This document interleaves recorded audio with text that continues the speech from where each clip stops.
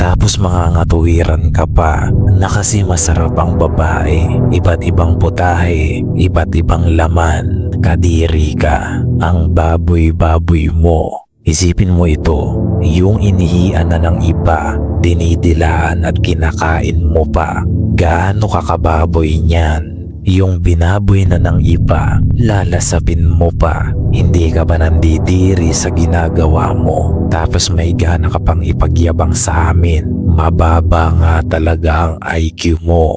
Dahil kung sa tingin mo ay maiinggit kami sa kababuyang ginagawa mo, nagkakamali ka. Pinandidirihan namin ang mga lalaking kagaya mo. Mas mahalaga sa amin ang kontrol sa sarili kaysa magpasakop sa pagnanasang 5 minutong kaligayahan lang ang hatid.